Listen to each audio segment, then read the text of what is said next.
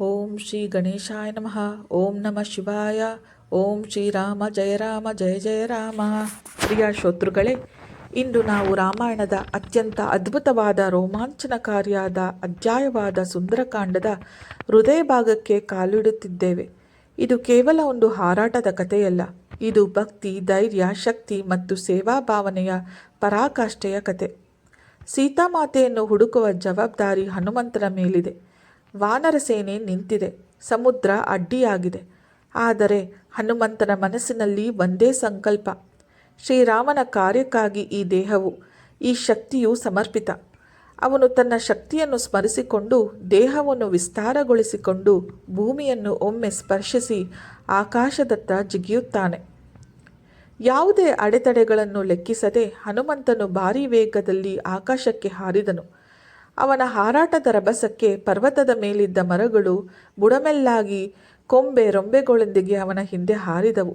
ಪುಷ್ಪಗಳಿಂದ ತುಂಬಿದ ವೃಕ್ಷಗಳು, ಮದಿಸಿದ ಪಕ್ಷಿಗಳು, ನಿರ್ಗೋಳಿಗಳು ಎಲ್ಲವೂ ಹನುಮಂತನೊಂದಿಗೆ ಪ್ರಯಾಣಿಸಿದಂತೆ ಕಾಣಿಸಿತು. ಅದು ಆಕಾಶವಲ್ಲ, ಹೂವಿನ ಮಳೆಯೊಂದಿಗೆ ಸಾಗುವ ದೇವಯಾತ್ರೆಯಂತಿತ್ತು. ಮಹಾರಾಜನನ್ನು ಸೈನಿಕರು ಹಿಂಬಾಲಿಸುವಂತೆ ಬುಡಮೇಲಾದ ಮರಗಳು ಹನುಮಂತನನ್ನು ಹಿಂಬಾಲಿಸಿದವು. ಹಿಂದೆ ಬಿದ್ದ ಮರಗಳು ಸಮುದ್ರದಲ್ಲಿ ಮುಳುಗಿದಾಗ ಹೂಗಳು ಮಾತ್ರ ಮೇಲೆಯಲ್ಲಿ ತೇಲಿದವು. ಆ ಕ್ಷಣದಲ್ಲಿ ಸಮುದ್ರವು ನಕ್ಷತ್ರಗಳಿಂದ ತುಂಬಿದ ಆಕಾಶದಂತೆ ಶೋಭಿಸಿತು. ಪರ್ವತಗಳಿಗೂ ಭಯ, ಸಮುದ್ರಕ್ಕೂ ಆಶ್ಚರ್ಯ. ಎಲ್ಲರೂ ಹನುಮಂತನ ಮಹಿಮೆಗೆ ಮೌನವಾಗಿ ನಿಂತರು. ಮೇಘಗಳಂತೆ ವಿಶಾಲಕಾಯನಾದ ಹನುಮಂತನು ತನ್ನನ್ನು ಹಿಂಬಾಲಿಸುತ್ತಿದ್ದ ಹೂವಿನ ಮರಗಳಿಂದಾಗಿ ರಾತ್ರಿಯಲ್ಲಿ ಮಿನುಗುವ ಹುಳುಗಳಿಂದ ತುಂಬಿದ ಪರ್ವತದಂತೆ ಪ್ರಕಾಶಿಸಿದನು. ಬಣ್ಣ ಬಣ್ಣದ ಸುಗಂಧಯುಕ್ತ ಪುಷ್ಪಗಳಿಂದ ಮುಚ್ಚಿಕೊಂಡ ಹನುಮಂತನು ಆಕಾಶದಲ್ಲಿ ಮಿಂಚಿನ ಸಮೂಹಗಳಿಂದ ಕೂಡಿದ ಮೇಘದಂತೆ ವಿರಾಜಿಸಿದನು. ಅವನ 2 ತೋಳುಗಳು ಪರ್ವತದ ಶಿಖರದಿಂದ ಹೊರಬಂದ 5 ಹೆಡೆಗಳ ಸರ್ಪಗಳಂತೆ ಕಾಣುತ್ತಿದ್ದವು. ಇದು ವಾನರನಲ್ಲ, ಇದು ದೇವಶಕ್ತಿ ಅವತರಿಸಿದ ರೂಪ.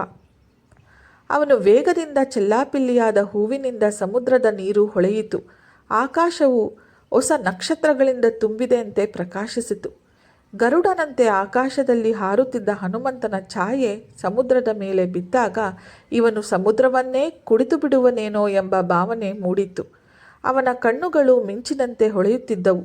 ಪರ್ವತದಲ್ಲಿ ಹೊತ್ತಿದ 2 ಕಾಡು ಕಿಚ್ಚುಗಳಂತೆ ಪ್ರಜ್ವಲಿಸುತ್ತಿದ್ದವು. ಕಪೀಶ್ವರನಾದ ಹನುಮಂತನ ಹಳದಿ ಬಣ್ಣದ ವಿಶಾಲ ಕಣ್ಣುಗಳು ಹೊಸದಾಗಿ ಹುಟ್ಟಿದ ಚಂದ್ರ ಸೂರ್ಯರಂತೆ ಪ್ರಕಾಶಿಸುತ್ತಿದ್ದವು. ಕೆಂಪು ಛಾಯೆಯಿಂದ ಹೊಳೆಯುತ್ತಿದ್ದ ಅವನ ಮುಖ ಸಂಧ್ಯಾಕಾಲದ ತಾಮ್ರವರ್ಣದ ಮೋಡದಂತೆ ಕಾಣಿಸಿತು. ಮಹಾಪ್ರಜ್ಞನಾದ ಹನುಮಂತನು ಪರಿವೇಶದಿಂದ ಯುಕ್ತನಾದ ಸೂರ್ಯದೇವನಂತೆ ವಿರಾಜಿಸಿದನು.